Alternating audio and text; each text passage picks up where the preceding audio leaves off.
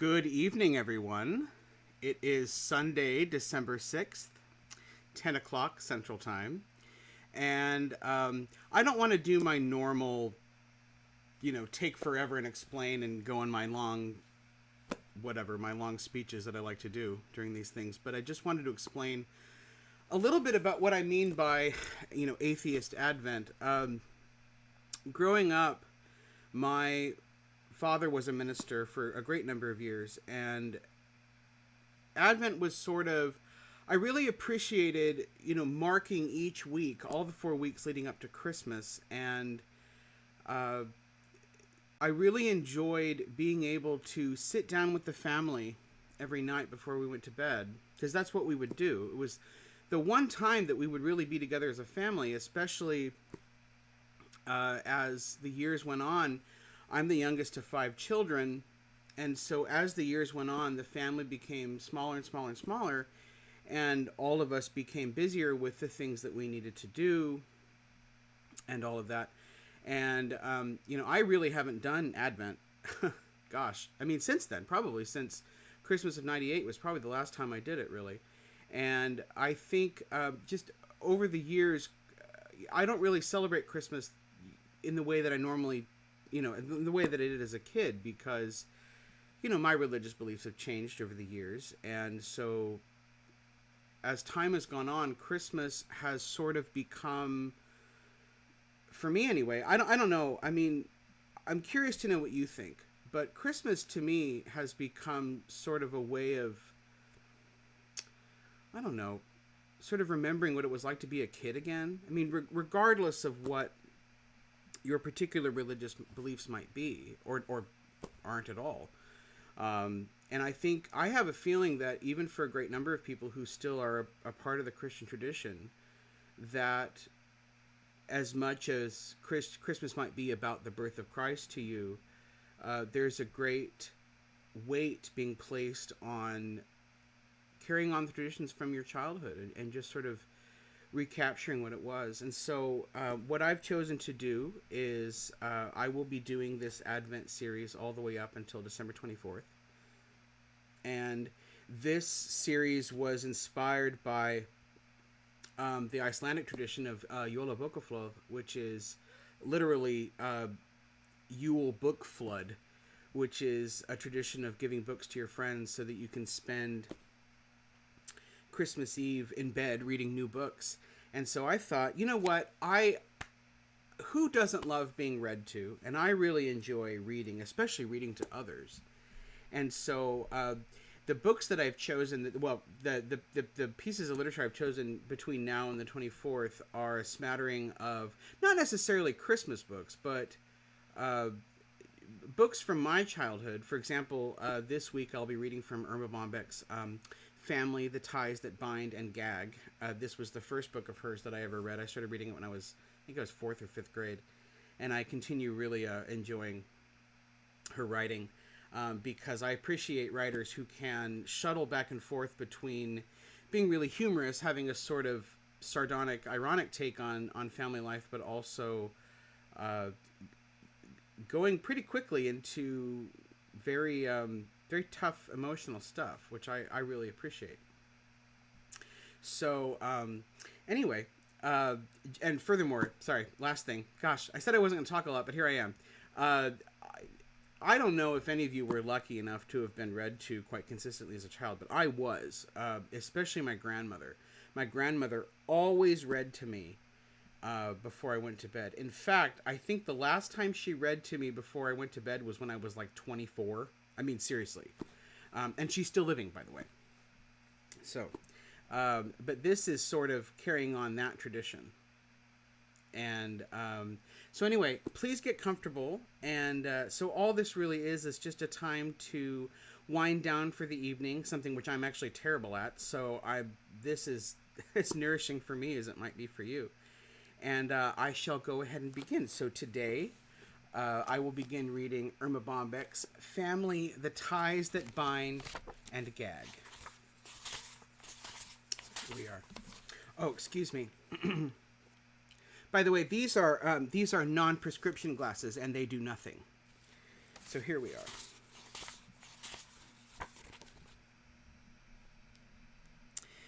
It was the best of times. I had my own watch, a tricycle, and a clip-on Shirley Temple hair ribbon that covered the entire right side of my head. My mother wore an apron and silk stockings and baked every day. She looked like Betty Crocker looked before her facelift, pierced ears, and junk to make her hair fat. The family, all four of us, sat on the front porch in the summer and talked about the squeak and the swing. My dad always told me to get my tricycle off the sidewalk at night before someone fell over it. I never did. My mother cleaned the living room every day. We never sat in it. Once I turned on one of the lights and the cellophane around the lampshade smelled and I got my hand slapped. Mom cut the grass and filled the clothesline every day. Every Friday, she hosed out the garbage cans. In the spring, she got really crazy, lugging mattresses out to the backyard and setting up curtain rods to dry the lace curtains. Sometimes she put on gloves and a hat with her best dress and took the streetcar into town, where she went from store to store paying the utilities and making 50-cent payments on my watch and tricycle. My sister bossed and went to high school. She didn't do anything else. I was insanely busy going to school and being a servant to everyone, running to the store 10,000 times a day for my mother, and whenever the pan under the icebox filled with water from the melting ice, you-know-who always had to empty it without spilling a single drop. One morning, my father didn't get up and go to work. He went to the hospital and died the next day. I hadn't thought that much about him before. He was just someone who left and came home and seemed glad to see everyone at night. He opened the jar of pickles when no one else would. He was the only one in the house who wasn't afraid to go into the basement by himself. He cut himself shaving, but no one kissed it or got excited about it. It was understood when it rained, he got the car and brought it around to the door. When anyone was sick, he went out to get the prescription filled. He took a lot of pictures, but was never in them. Whenever I played house, the mother doll had a lot to do. I never knew what to do with the daddy doll, so I just had him say, "I'm going off to work now," and then threw him under the bed. The funeral was in our living room, and a lot of people came and brought all kinds of good food and cakes.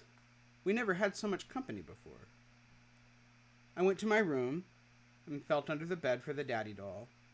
When I found him, I dusted him off and put him on my bed.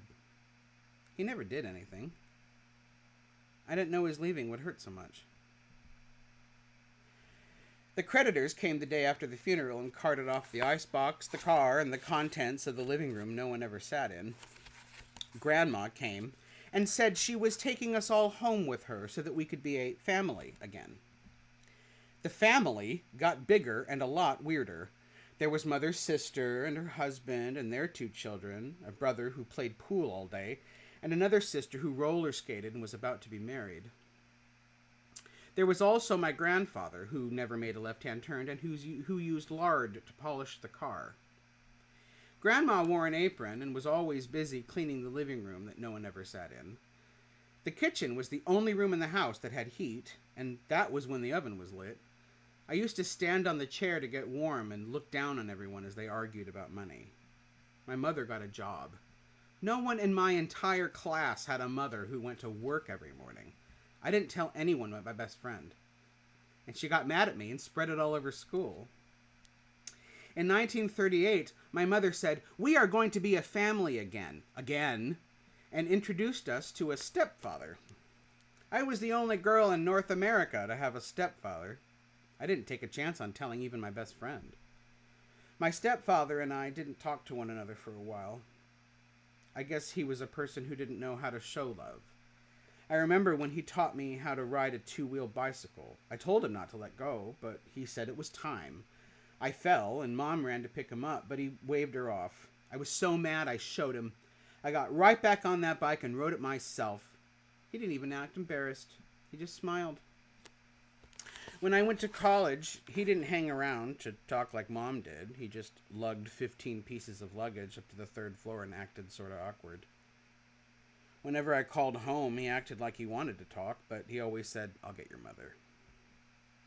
All my life, he nagged, "Where are you going? What time are you coming home? Do you have gas in the car? Who's going to be there? No, you can't go."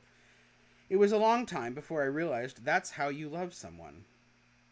My mother selfishly pursued a career on a factory assembly line making rubber door strips for General Motors cars.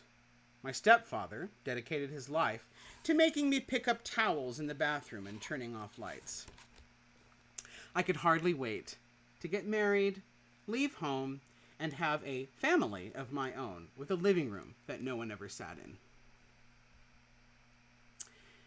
For no reason, I was like a nervous hostess, rearranging the drapery folds, pushing chairs under the table, and sliding down the coffee table on the seat of my pants to transfer the dust to a place where few people looked anymore.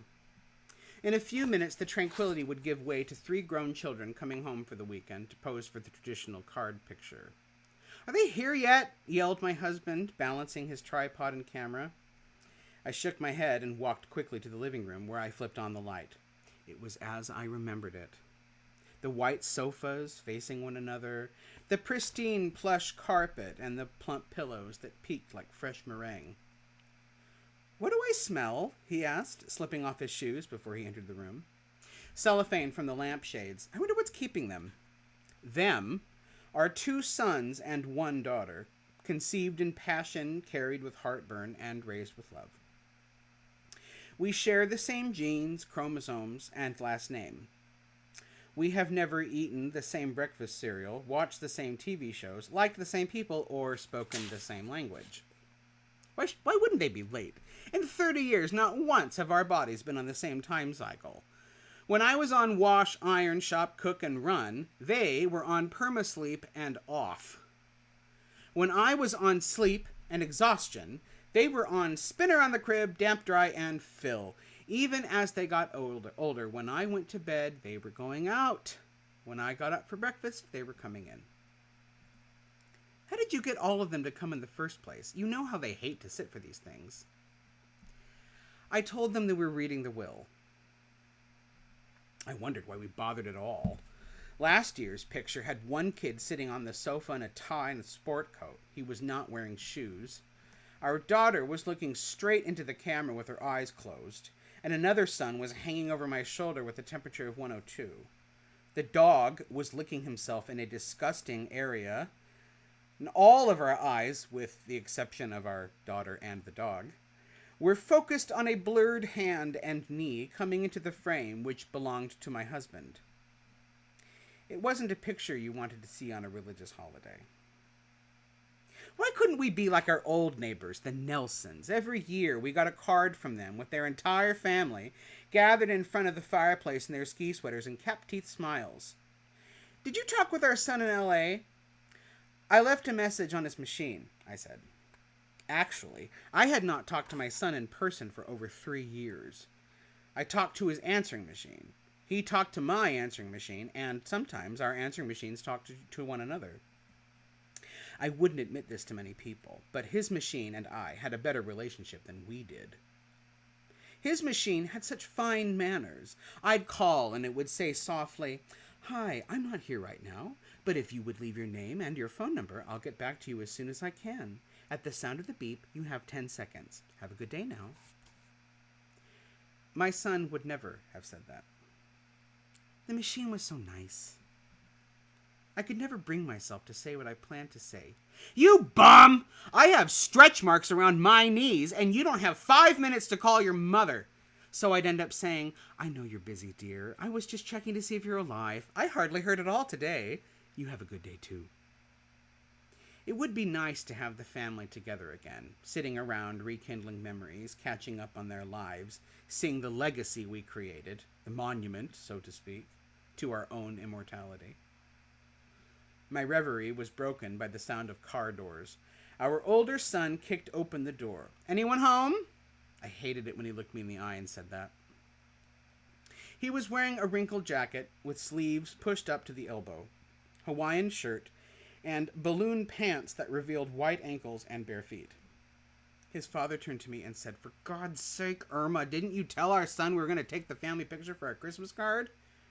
"That's why I'm here," he said. "So why didn't you shave?" I did, just a few hours ago. Did you put a blade in? Sure. It's the new stubble look, like Miami Vice. Don't tell me you haven't seen it before. Of course I've seen it before. On winos and travelers whose luggage has been lost for 3 weeks. Dad, it's sexy. Gives you that I just rolled out of the sack look. You remember that. Hey, Mom, I'm going over to the coast for a couple days to catch some rays. How about babysitting my pet? I don't need another dog. Is it messy? Mom, would I leave you with anything messy? It's all here, food and all. No sweat, I promise. You know how the neighbors feel about barking dogs. I promise you, this animal won't bark. I'll put him in the utility room. His food is in by the toaster.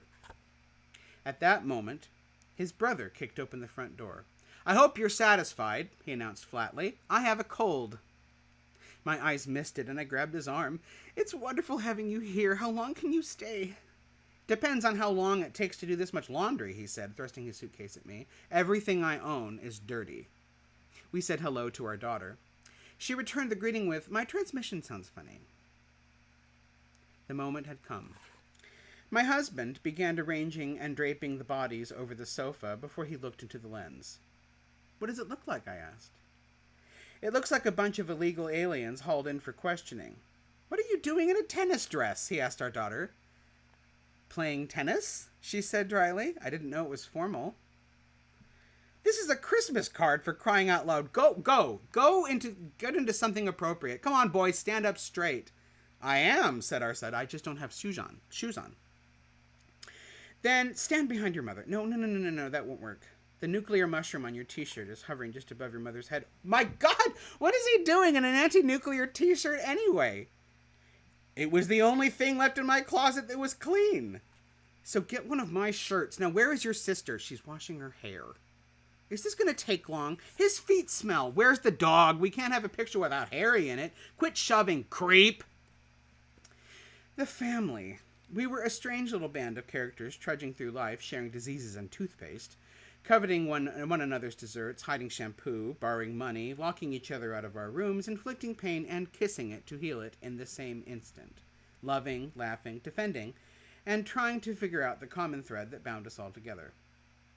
Sitting there, I thought about how the years have challenged families in a way no one would have thought it possible to survive.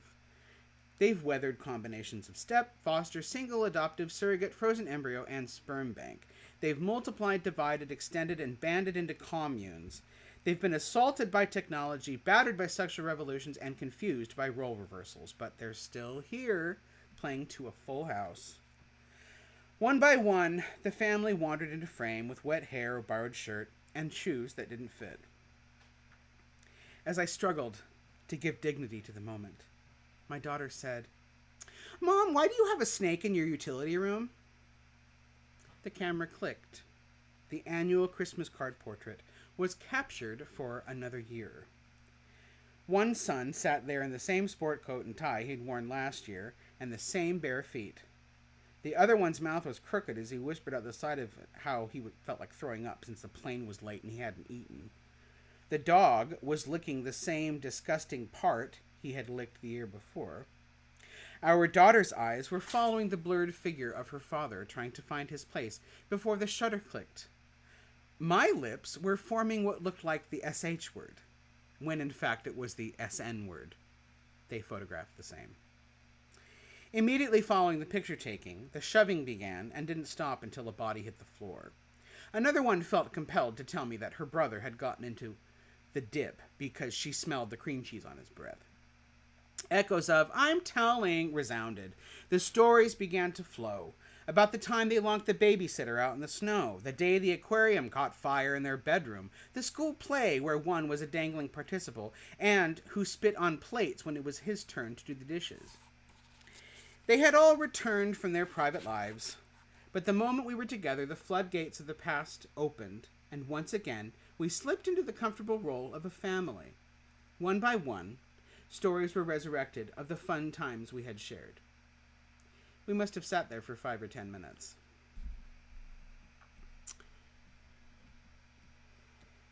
Mother backed into the kitchen from the garage, balancing her handbag, a shopping bag, and a large hat box. Something smells good, she said, kicking the door shut with her foot. Onion tops in the disposer, I said. You didn't have to bring dessert. I know. Put it on a plate and I'll take my box back, thank you. She lifted off the lid. Doesn't that smell good? It smells like fruitcake, and I hate fruitcake. I don't understand you, she said. Your grandfather loved fruitcake. What has that got to do with me? He loved you so. You were his favorite. The pineapple alone cost $6. I hate pineapple, Mother. It's Julia Child's recipe, and you like Julia Child. The conversation was inane and predictable. Why didn't I just admit that people who love fruitcake are different? In evangelism, they are to the right of Jerry Falwell and Pat Robertson. In fact, I wouldn't be surprised if fruitcake lovers founded the next major religion of the 20th century. I have never met a fruitcake baker in my life who didn't want to convert me to all that baked fruit.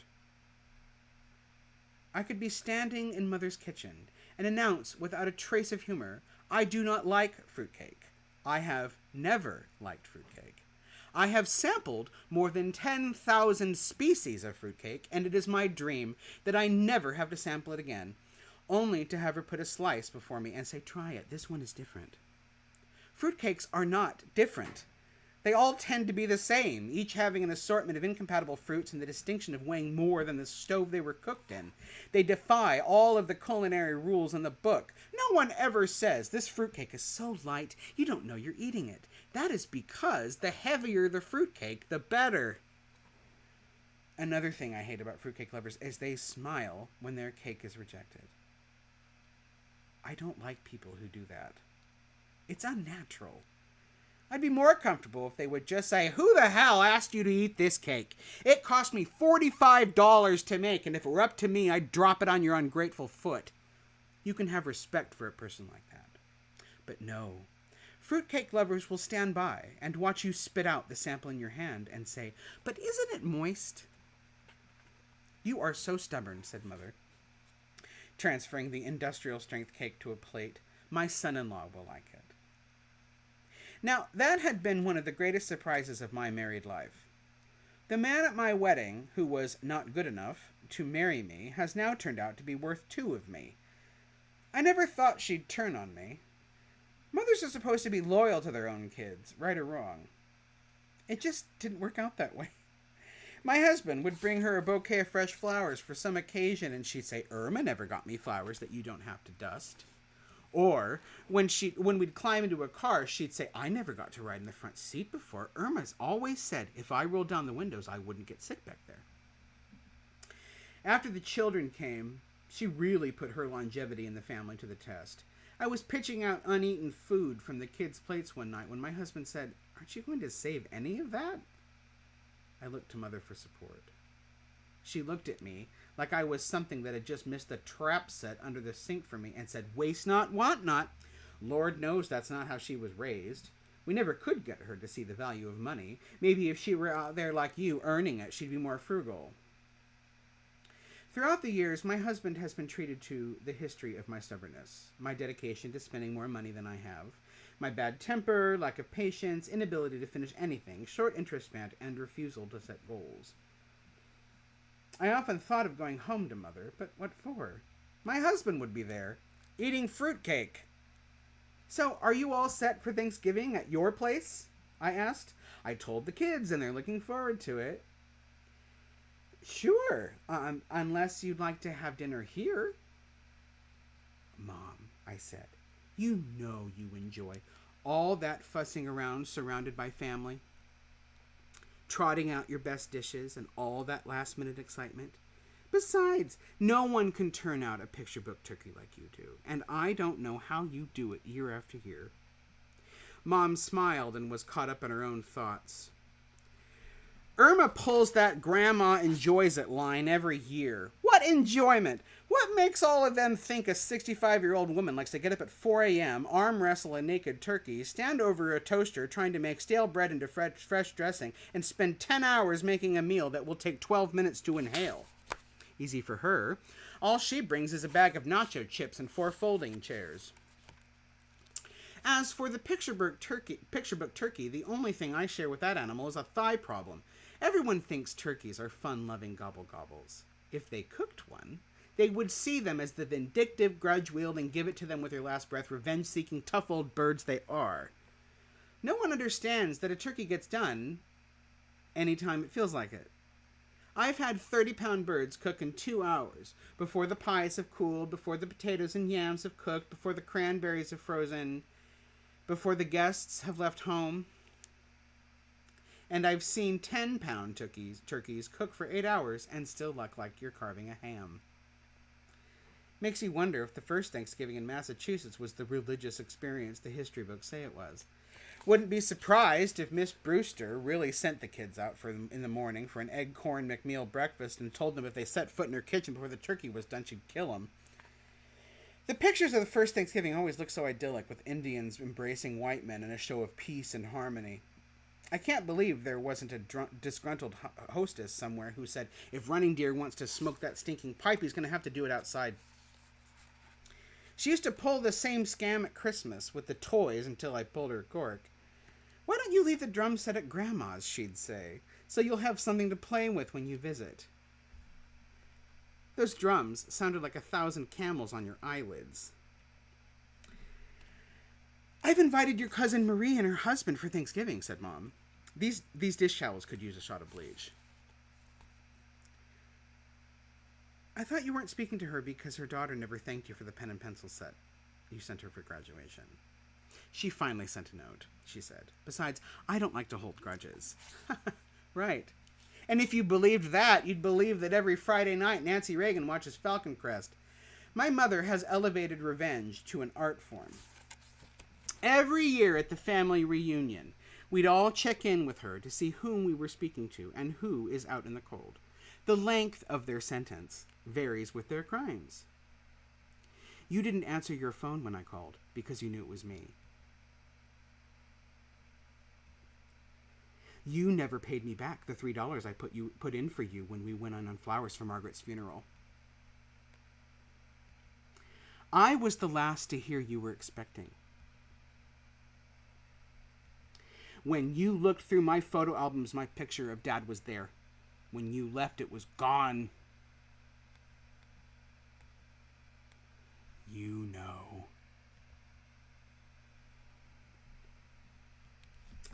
I remember going to one reunion where you needed a program to know which side of the picnic table to sit on.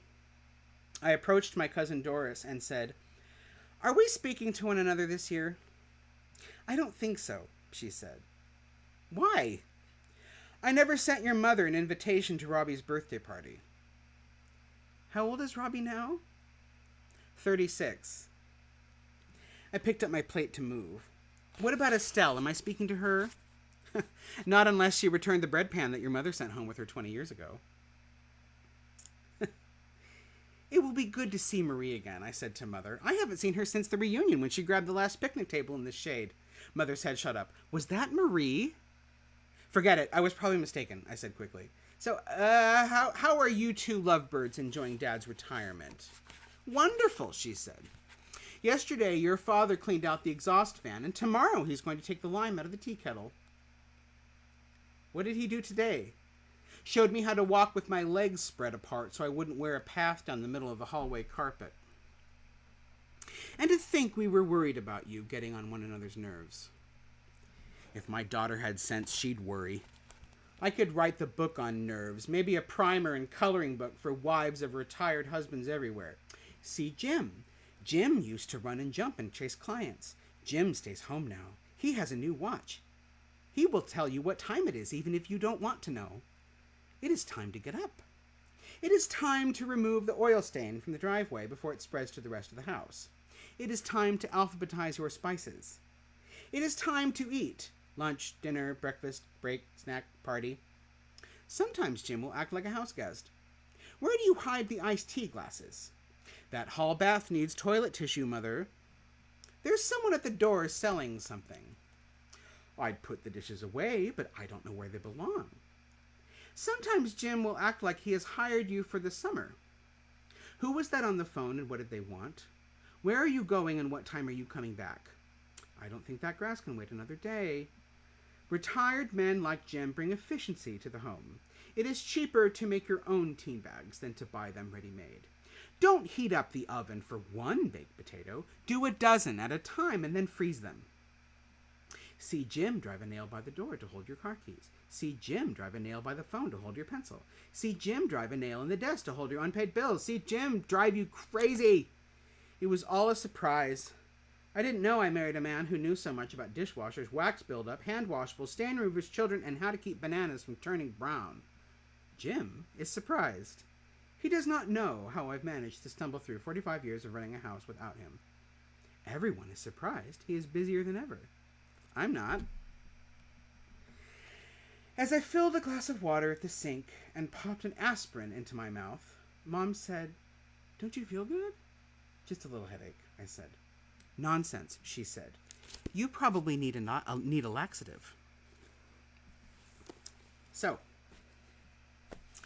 that is the first 3 chapters of Family, that the ties that bind and gag. And thank you so much for joining me. It's just been really very enjoyable. By the way, isn't this Christmas tree wonderful? I put it up early this year. Oh, I should take off these glasses that don't work so I can look at you. I put this tree up a little early this year, and by early I mean December 9th, 2019.